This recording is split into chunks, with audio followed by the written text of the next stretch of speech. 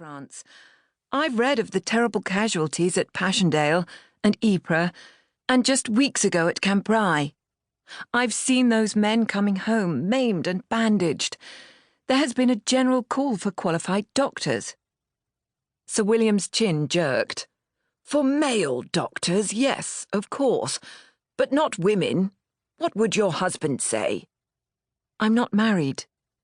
Sir William scanned her face and figure appraisingly, gauging her age and potential marriageability. Your father, then. Surely he would not want to see you in a war zone, at the front, under fire, dealing with... He rolled the air with his hand as he sought the right words. Well, with unspeakable things. Eleanor lifted her chin.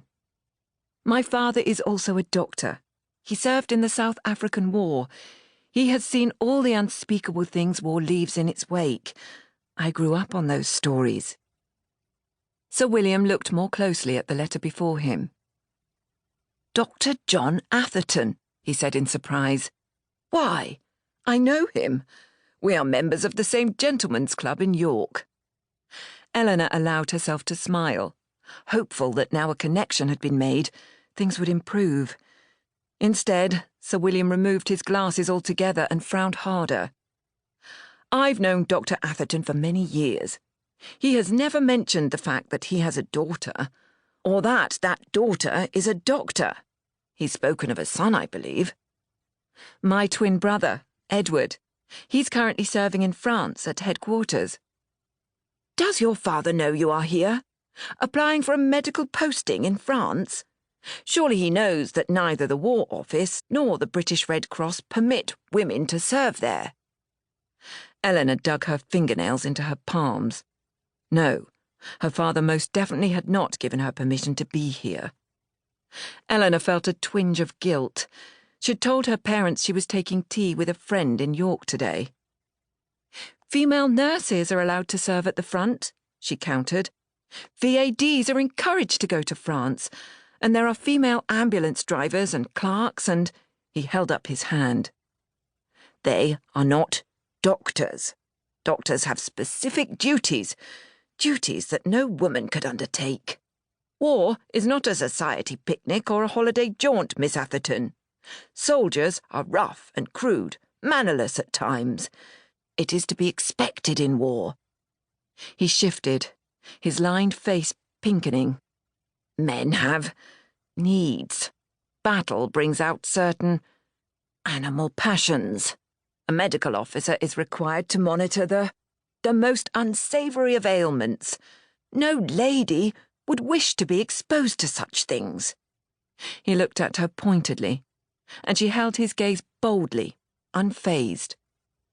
Medical officers must oversee sanitation and hygiene, and they go into the front-line trenches to do so, working under fire, where the danger is highest. A great number of good doctors have been killed that way.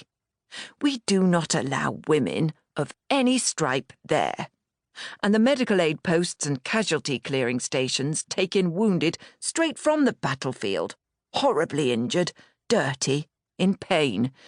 It is not the clean, sanitary, clinical environment you no doubt saw at medical school. He referred to her letter again. At the University of Edinburgh. He read further, underlining her details with a manicured forefinger. I see you graduated 7th in your class. All women, I assume? There were 6 women at the beginning, and just 2 at graduation, but... Sir William raised his finger from the page to stab it in her direction like a bayonet. There, you see? It goes to prove that women are unable to endure the stresses and challenges of a medical career. Their withdrawal had more to do with being taunted and bullied mercilessly by their fellow students, and even the professors, Eleanor said. But it also means I graduated 7th in a class of more than 130 men.